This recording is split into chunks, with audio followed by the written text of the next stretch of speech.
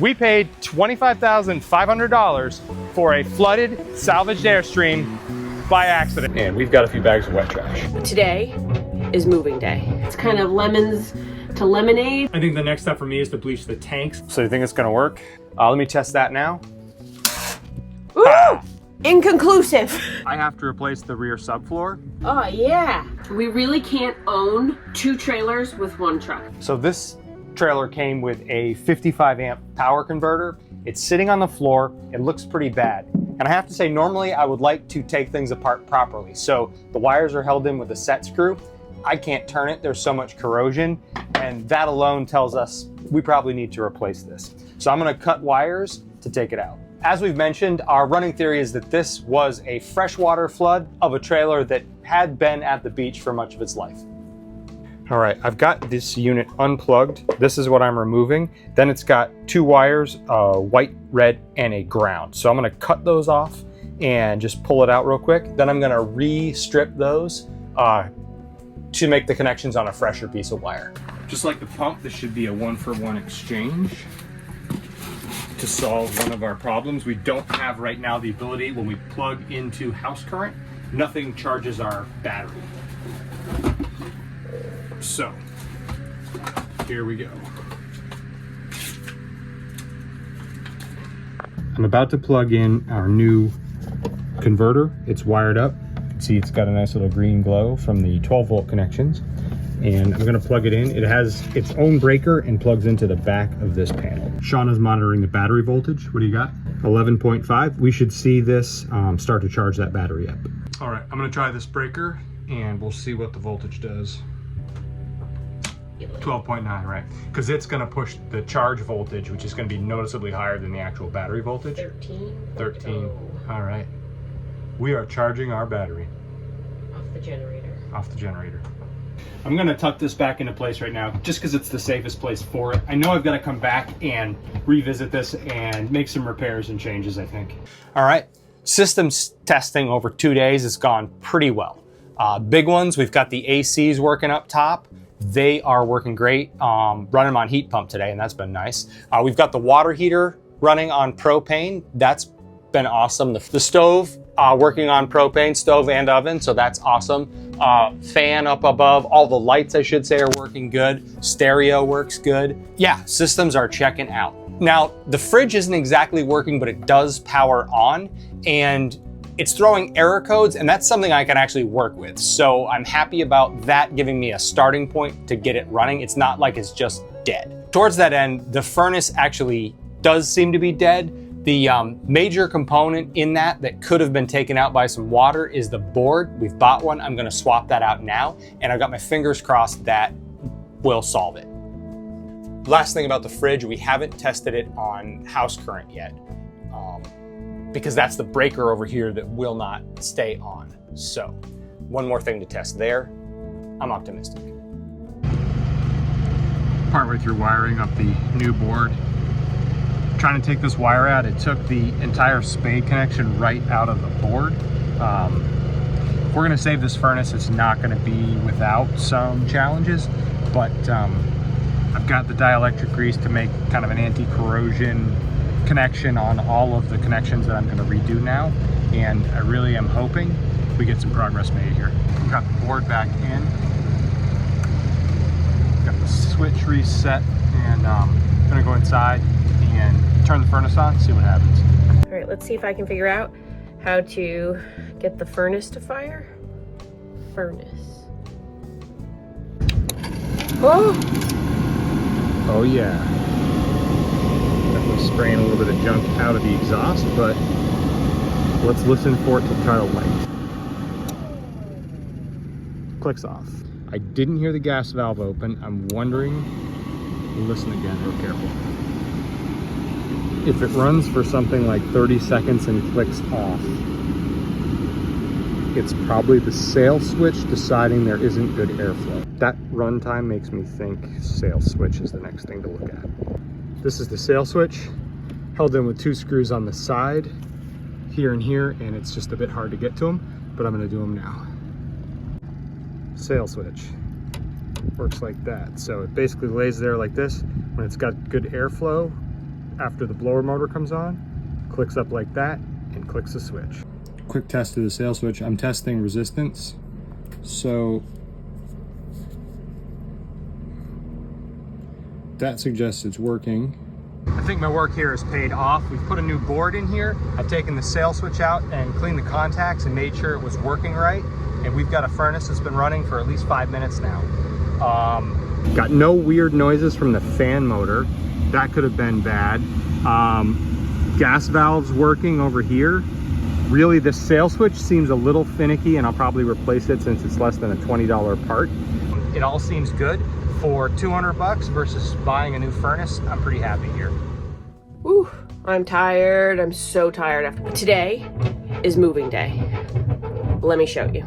It's early in the morning. Now we've started to unpack all of the cabinetry. We think that we need to sell our Sleep 6 immediately because the salvage title and the only marginally tested appliances, it would be too hard to sell the Tommy Bahama. The Sleep 6 is in good shape. We've been living in it. You know, we're project people. We maintain it. I feel like this will be the easier trailer to sell in such a short amount of time. The other one, while mostly working, it's untested. And I don't want to sell somebody something and then have problems. Moving day. Got to swap the Airstreams, roll into storage now, and I'm hoping everything is uneventful. All right, looks like Andrew's arrived with the Tommy. See him moving out there? There he is. Moving day has officially started. Let's get to it.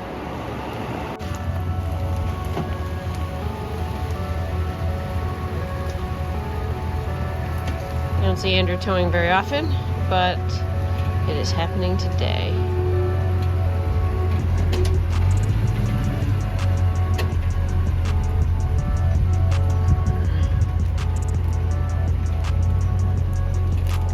I think this buddy site is going to be a complete win for us. The campground doesn't usually do this, but they've made an exception for Andrew and I. They have graciously allowed us to use the buddy site. We've rented half of it for the next 2.5 weeks, and then we're gonna pull our trailer today on the other half of the buddy site just for a couple of hours, they said, for free, and we can dump all our stuff from one rig to the other and do that swapping. Okay, it's time to get started. I have a front door, the Tommy has a back door, so that's actually pretty convenient for us today. It has a full-size bed in the Sleep 6, and this is a queen-size bed. Yep. And our one set of sheets is actually queen. It's actually queen, and it fits. One less thing to worry about. Hooray! Yeah, that's quick and easy. All right, let's keep going. All right, nicely done. I'm gonna keep hustling stuff. Yep. I made the bed immediately. Now we can stack stuff on it. Inevitably, when we are exhausted later, we'll have a place to sleep. I'm a little overwhelmed. I don't know where to put anything. And I haven't had time to like make any sort of plans. I also don't want to go rushing out and purchasing storage bins or anything like that. We want to make sure that we get the other trailer done and up for sale. That is our financial priority.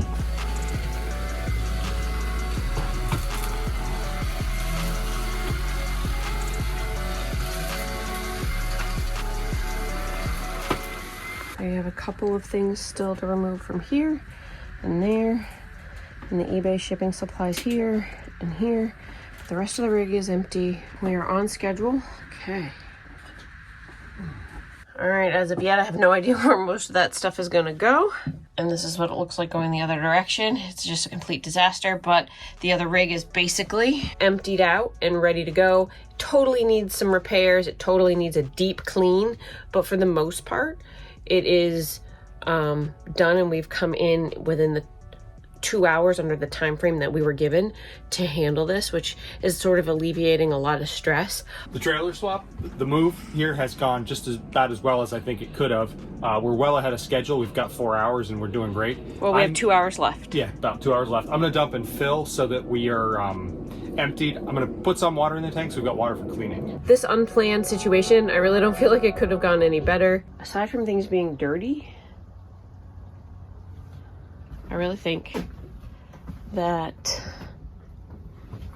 we need to clean everything, but it's actually going really well. All right, Andrew is about to pull away from the buddy site. The Tommy is here. 2006 is going into storage.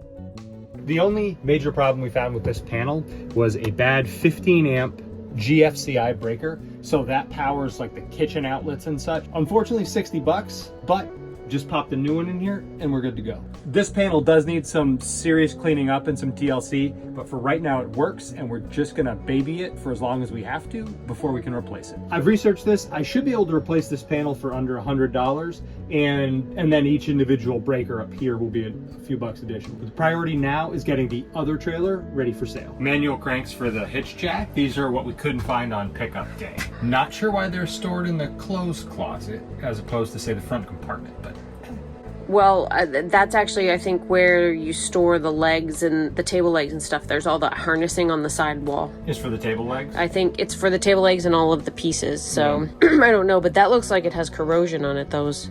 Yeah, they do. Probably need to oil them, but I'm gonna take them outside, put them in the front compartment. Okay. So my KitchenAid mixer actually fits pretty well in here, and what I anticipate doing is instead of the Tommy Bahama ice maker that we removed, I won't replace it. I'll take the drawer box off and I'll hinge this so it drops down and my mixer will ride right here. I'll probably get some straps and stuff for it, but I think this is the only spot that it'll comfortably fit out of the way. Just learned something about ovens. Our old oven is wide enough for these baking trays. This one is on the inside narrower and we can't use them, so out they go. We'll have to make a Goodwill box. Progress is being made. We're just kind of stuffing everything right now because we need to make custom storage. The custom storage building needs to come after we finish getting the other trailer up and ready. This just needs to be contained and passable for the time being. Hey. Hi, I'm here. No, what I'm doing is actually putting 3 rivets back in this trim piece. It's in really nice shape, and if I don't put it back where it's supposed to be, we run the risk of messing it up. That's one of the things that we want to be careful of as we take things apart and put things back together in this. Sometimes it's so easy just to leave stuff apart, Yep. knowing you have to in 2 or 3 days, whenever, a week, take it apart again, but it is a moving vehicle, so. For here, I want to just protect it by putting it back.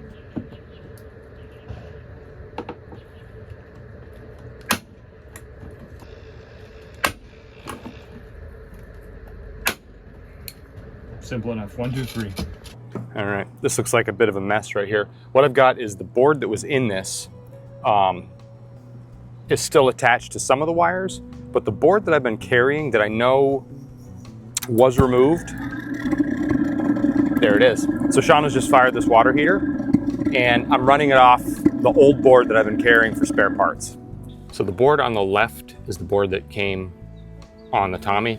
And it worked until we tried to use the electric function of the water heater.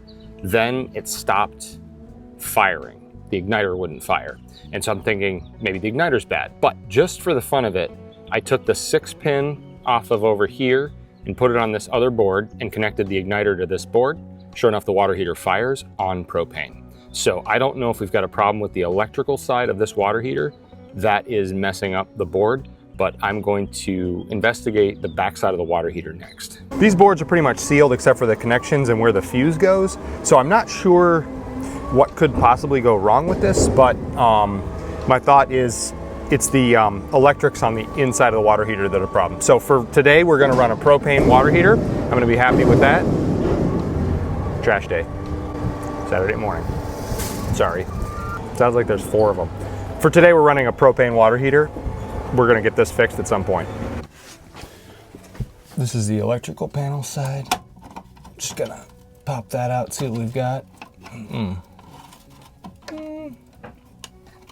It's not the best in here. The quick analysis here is I've got a bunch of wire connections, but the major thing I see is that the box for this electrical is screwed to the water heater in 2 places, and one of the studs that holds it is broken off. That one carries the ground. And so that is going to be the first thing to try to figure out. Here's that stud removed. It was holding this ground line. And then once it broke off, I'm guessing we didn't have a good ground on that side. So that's certainly one problem to look at. I'm going to keep digging, see what else we've got to address. We are pretty tired, but I think moving day was a success. So let's talk about the logistics of how we're doing this. We've set ourselves up in a campground with full hookups so that we have the ability to have one trailer that we can be in and one trailer that we can work on nearby in storage. That's not usually how we do things. If you're familiar with our channel, you know that we tend to boondock and remote camp, wild camp, in beautiful locations. But right now we're kind of, I don't know, we're trying to juggle an awful lot. Yeah, well, and then there's the fact that where we picked up the second trailer is nowhere near any boondocking, so that's just not an option anyway. Truthfully, that is one of the main reasons. So as we've made the switch over today, it's become pretty evident how heavily modified our trailer was, and we kind of forgot in some aspects exactly what we did to make our things fit. We have a lot of drawer space in here that just doesn't quite line up to what we have to put in drawers.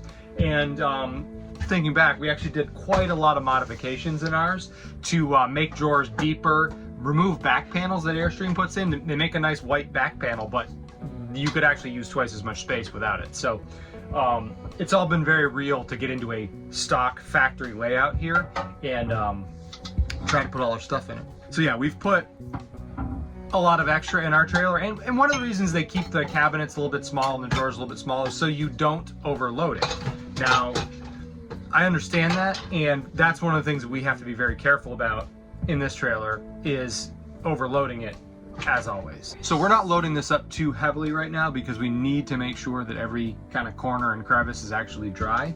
And so it's going to be a process where we kind of put stuff and then really figure out eventually where we want it. We didn't quite get everything done that we wanted to. We're down to kind of little piles here and there that need to be dealt with. I think we're pretty happy with how it went. Most of the big piles have been sorted to where they go. Sort of, like, I feel like it's been globally sort of stuffed into places. Yeah. And we haven't like micro sorted and sort of handled things in terms of workflow. What we've done is just stuff things into the driest areas of the rig. So up high in these type of cabinets, the closet.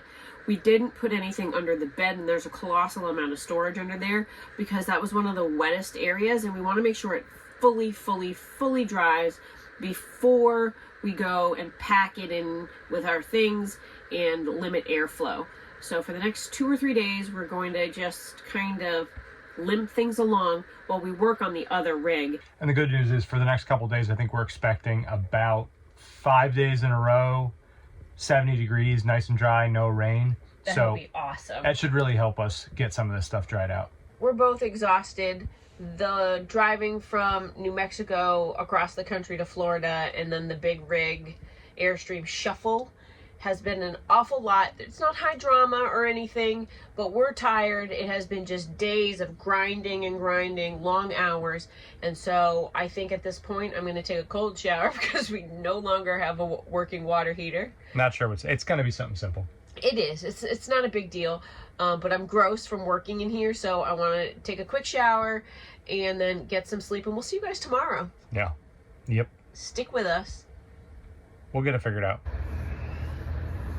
How was your first night in the new trailer? Well, good. It's weird sleeping in a different bed and having a different location for the bathroom. I tried to get up to use the bathroom and to go into the old trailer's bathroom, which was sort of diagonal next to the bed, and turns out there's a nightstand in this one, and I was totally confused and disoriented until I woke up a little more and went to the real bathroom. So, but how about yours? It's 7 a.m. and you've already got your hatch open, Andrew. I really like the hatch. I mean, when the weather's good. It'll be a wind tunnel if it's 30 out. But I really like it when the weather's nice. Will this help motivate you to bring me to warmer places? Keep trying. Doesn't work out. I'm gonna take this kitchen for a spin.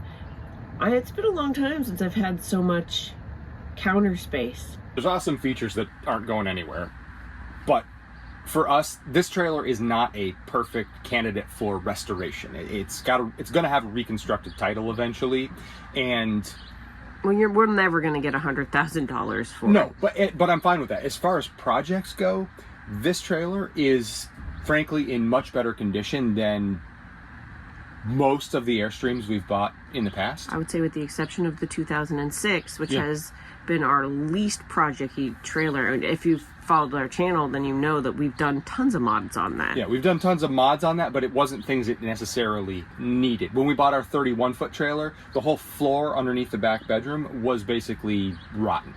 And we had to redo the floor to make it livable. Yeah. This trailer is by far in better condition, even though it's a salvage title.